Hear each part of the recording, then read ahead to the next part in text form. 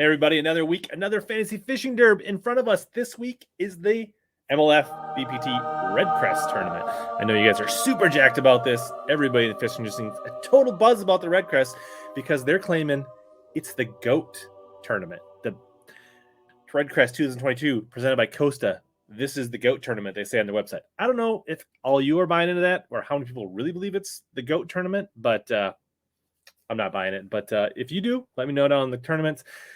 Supposedly this is the first time they're actually going to have their big expo and have all kinds of vendors. So it'll be really interesting to see how the turnout is and what they say the turnout is and how much traffic they get versus the people that attend and what they say it's like.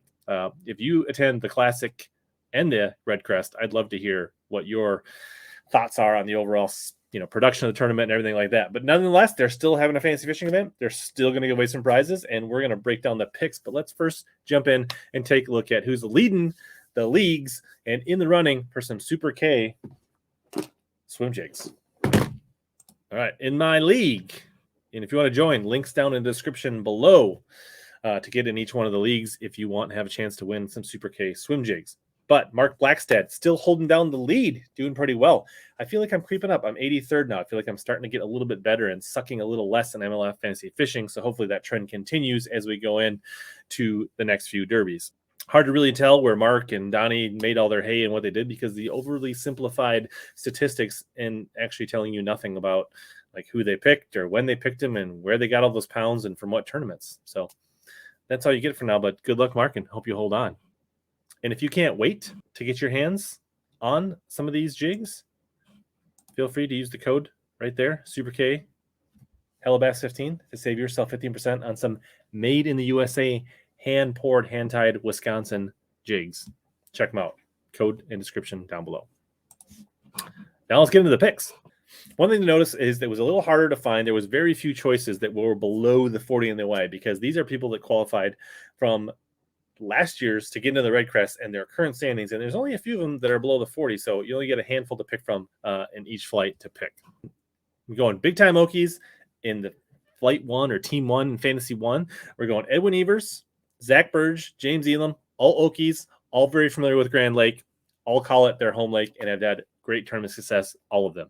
Alton Jones Jr. is a Texas guy. He's shown to be having a good year. He's really seemed to be getting down with the MLF format, and that's just as important about knowing what the lake is, knowing how to fish the every fish counts format. So I think Alt Jones, no issues up on Grand Lake. And then finally, Brent Ayler was one of the anglers I had to pick below the 40 line, and I just felt like, pre-spawn, he's coming off a decent tournament. Things, maybe starting to figure things out. Cranking, West Coast, there's not a lot of grass.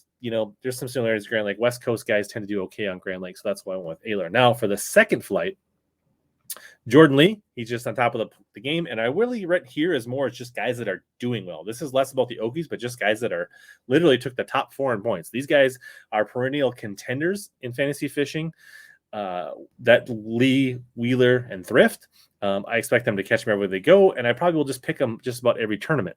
Kevin Van Dam has a lot of success on Grand Lake, especially this time of year in 5 fish formats. Now, hopefully he can translate that into an every fish tournament, and I think his style for cranking and spinnerbaiting and, rock transition banks and covering water should fit him well, and I like him in this event. And then for the below 40 guy, I went with Skeet Reese. He's got some experience in former classics here. He's had some success, mixed success in MLF, and I don't know. He seemed like the best of the worst. So that's my picks.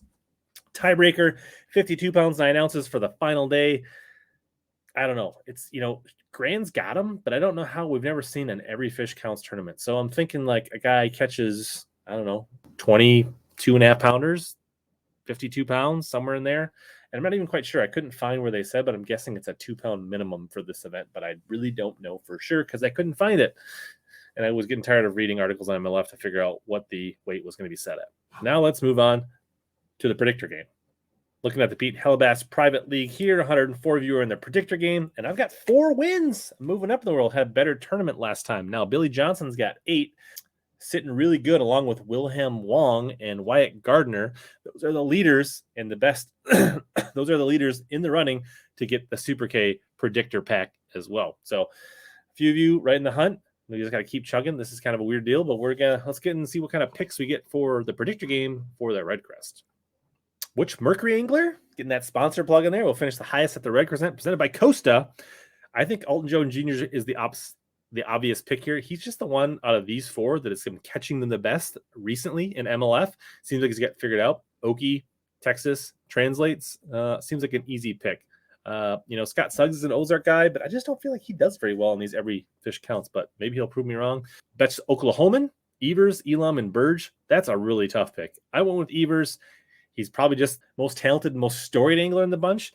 Burge and Elam are both young guns, both know how to catch them, both experts on Grand Lake. Really a tough call. You could probably make any of these could be a good pick. Let me interested to see how this one turns out. Edwin does have a classic win this time of year on Grand, but that was a best 5 fish type of tournament. So interesting to see if he can adapt to the every fish counts on his favorite lake. Over under normal scoreable bass for the reigning champ, Dustin Cannell, during the 2-day qualifying round. So over under 34.5 for 2 days. That seems like a lot. I mean, he definitely could go over, but I feel like the odds are go under. Like 30 fish will probably get you fishing to the knockout round. Will he even need 34 fish? If he could, he might even dial it back and not waste them. So for me, the under seems like the smart play here. Berkeley Big Bass, largest during the championship round. Now that's when you're down to the final 10 anglers on one day. I think 5 to 7 pounds. They definitely have over 7-pounders in Grand Lake, but they're not that common. And for 10 guys, one day to catch one seems unlikely, but a pretty good chance somebody will catch a 5-pounder. So I think, that's the smart play here, and I feel pretty confident about that one, and I feel like the odds are pretty good. How many scoreable bass over 4 pounds will be weighed during the championship round by the 10 anglers? I'm saying 16, so like 1.6 per angler. That might even be a little aggressive. You might even want to temper that down a little bit. But if one guy catches like 4 or 5, and then they all need to catch one, I'm still thinking that might be a little high, but I'm locking it in. But I would maybe dial it down in your picks. How many scoreable bass will the champ catch by himself, one person? I think 15, 20-ish fish will get it done on Grand Lake, and every fish counts. But then again, I really don't know what the minimum weight is. If it's like 1.8 or 2 pounds, or so. I don't know. If you want to do the research and figure that out. But those are my picks. MLF just makes it so hard to do the research. I'm just kind of winging these picks, giving you guys something to think about, something to chew on, and really just a video to be a reminder. Remember, this tournament starts on Wednesday, the 23rd. So you got a little bit of time to get these picks out and get them in. This tournament goes. REDCREST is March 23rd through the 27th. Make sure you get your picks in. Try to get yourself up in the rankings for the Super K Jig Pack or win one of the rod and reel combos that MLF is giving out. Springtime can definitely be about the wacky rig. And if you're thinking about spring and getting the itch, this video right here is a must watch before you do any wacky rigging this spring.